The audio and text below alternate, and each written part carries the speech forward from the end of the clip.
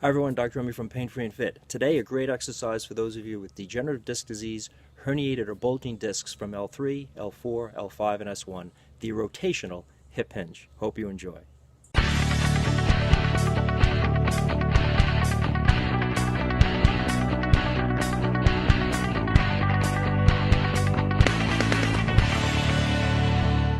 So I just got back from a great power walk in the mountains after doing some heavy leg work in the gym this morning. And what a better time to finish off my back training for my degenerative disc than with some rotational hip hinges. We're going to share this great exercise for those of you with degenerative disc disease in the lower back, herniated, bulging discs that aren't necessarily super acute, of the L3, L4, L5, S1 levels, the lower lumbar spine benefits. You know, the scientific research on back pain and rehab is always trying to keep up with the rapid advancements made in clinical spinal rehab advancements that are being done every day in the clinic by clinicians. And one of the few things that spinal research has agreed on is extensor training for disc problems. You know, disc problems typically are aggravated with flexion, whether we're slumping down at the desk, whether we're bending forward from the waist. It creates a loss of that normal curve or lordosis in your lower back, and it compresses the front of the spine where the discs are. So whether you have degeneration, herniation, bulges, those postures typically are going to aggravate. Sitting positions have a special tendency to flex forward on the spine, and that's why sitting has been shown to be such a detriment to disc trouble. So we're going to take today something that is pretty well accepted in the literature, which is extensor training for disc problems and chronic low back pain, and we're going to combine it with some hip rotational corrections. And the reason this is because patients are always asking me, Doc, I only have so much time during the day. How can I par down my overall rehab time to get the biggest benefit of combining exercises so I spend less time with rehab but get the benefits from my low back discs? Well, this is a great exercise to do so. So today what we're going to do is we're going to take the basic idea of a hip hinge, which is pivoting forward from the ball and socket of the hip joint, right? You're going to take your entire upper body and pelvis as one solid unit and allow it to pivot forward on the leg bones, okay? Your hip joint made up of the hip bone and the socket of your acetabulum. The acetabulum in the pelvis is going to rock or follow a circular motion and pivot on the top of your thigh bones. That's what a hip hinge is. You can do that with slightly bent knees or straight knees. We're going to use slightly bent knees because for beginners it's a little easier to maintain corrections for your discs. Now, typically when you do this, what generically is being taught is that you want to increase or maintain the arch of your lower back. And for disc trouble, that typically is a good idea. But remember that disc problems, as well as any spinal rehab, has to be a unique situation to get the best benefits. You're going to want to hold during this or any exercise your unique neutral spine and RPI position. Neutral spine means the safest position that you can put your spine in, not only in terms of increase or decreasing the arch, but also if you need to keep one hip slightly lower than another, if you need to rotate your pelvis or your rib cage, if you need to laterally translate your pelvis or rib cage, if you need to, from a sway back posture perspective, keep an anterior to posterior correction, maybe hips back and ribs forward if you have sway back. You need to engage the proper muscles.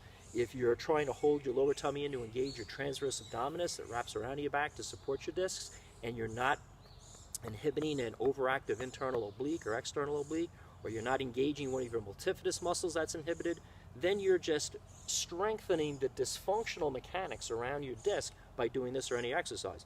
So if you haven't yet done so, this all starts with a body analysis. Go to the painfreeandfit.com website. We got a great free body analysis. It's not a complete one, but it's a pretty good one to get you started on knowing where you need to be with learning about your body and how to engage your proper muscles, how to align yourself for your unique trouble. So you don't strengthen your dysfunction, but you strengthen proper mechanics and function and help to correct the mechanical insults that are usually at the root problem of most disc problems. So for me in particular, remember this is my own unique RPI, you have to learn what yours is. I'm going to make sure that as I'm doing my hip hinge, I'm keeping my left hip slightly down so I don't hip hike, because that's my tendency due to an overactive quadratus lumborum. I'm also going to try to avoid leaning left as I do this exercise with my rib cage. Sometimes even a tiny little bit of lean, like a 1/16 of an inch, is enough to start asymmetrically loading that disc. I'll be compressing the disc on one side, overstretching disc, facet, and other soft tissue fibers on the other side. So I'm trying to get my symmetry, and I'm engaging my left multifidus at L5. That's that small muscle that comes off my back.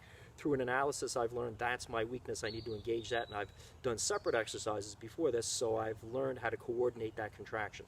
So with that in mind, and I'm also going to make sure as we go along, we're going to show how this combines with the second part of the exercise, which is the hip rotation. I'm going to learn to keep my pelvis slightly turned to the left, pubic bone left. And the reason that is because I have a tendency, like many disc troubles, to have a external rotation on one leg. When I stand and walk historically years ago from poor posture habits, from crossing my legs, my left leg has a tendency to turn out when I walk compared to my right leg. So I'm going to make sure that in relation to the leg, my pelvis doesn't turn to the right, which was the old problem. I want to use a correction to help that hip correction. I'm going to, when I do this exercise, slightly turn my pelvis to the left side, which closes that hip, internally rotates it, and corrects that particular problem. So let's combine these two things together. Number one, you're going to find your neutral spine in terms of an A to P rocking. I'm going to lift my tailbone up, I'm going to lift my tailbone under, and I'm going to find what position feels the best in terms of a mid position. If I tuck my tail under, I start to get discompression at one particular level. That's an extreme. If I lift my tail up at another particular level, that's an extreme. I feel back pain. I'm going to put my tail midway between those two positions. That's just one aspect of determining your neutral spine. It's not nearly the whole thing, but we're just sharing that part today. Once I determine that, which for me is a little bit of tail up to induce that arch in my back, I'm going to engage that multifidus muscle we talked about. I'm going to set my feet straight ahead and parallel, and then because my left leg likes to turn outwards, I'm going to actually bring that left foot and turn it in about 10 or 15 degrees. I'm going to pigeon toe that foot so that it's not exactly straight ahead, but it's slightly turned inwards. Again, that's correcting my tendency to externally rotate. And the reason I want to do that is because I want to combine endurance training, the glute muscles, as I'm doing this hip hinge, with a hip correction. Because if I don't do this, my glute muscles and my hip flexors, which helps to stabilize the hip during this exercise, are going to support that external rotation leg, and that's just strengthening my dysfunction.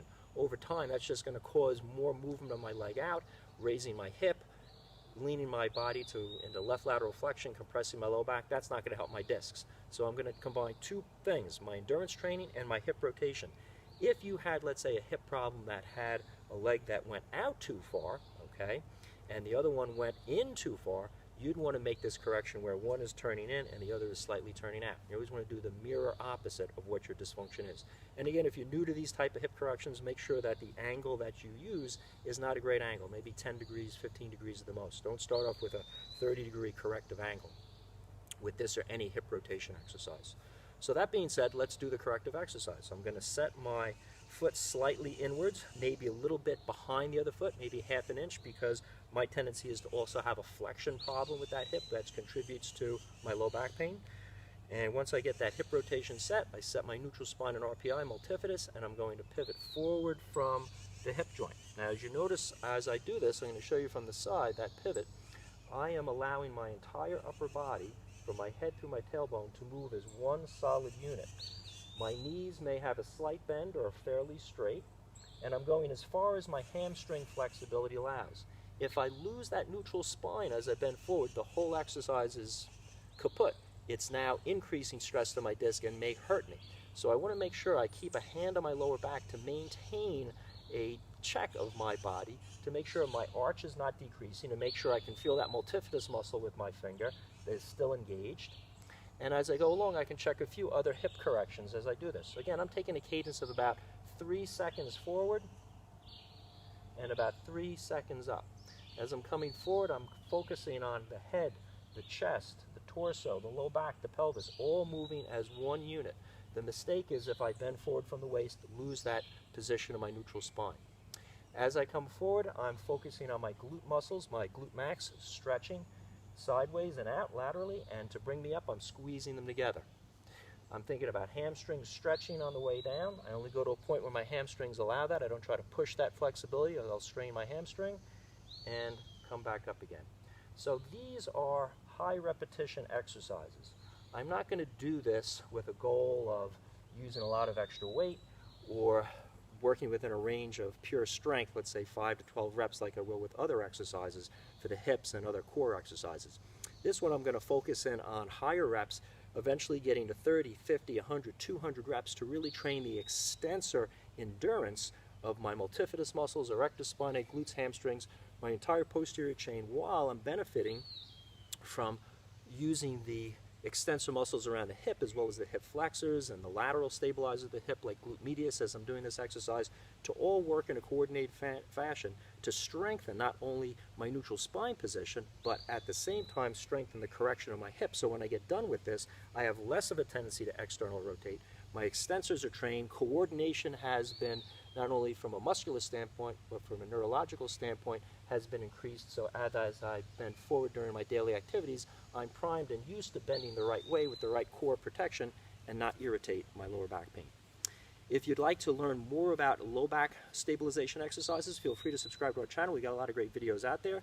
Thumbs up to help me share this valuable information with others. And remember, if you're looking for a great way to not only analyze your low back mechanics, figure out what specific exercise needed to be tailored for your problem, check out our Degenerative Disc Fast Track program at painfreeandfit.com. It has your full body analysis, stretches, coordination exercises, stabilization exercises, how to produce a neutral spine, how to get back into fitness with various exercises that support not only the spine, but the lower extremities and upper extremities, how to wrap the whole thing up so you have a full fitness program to bring your back into a better state of health.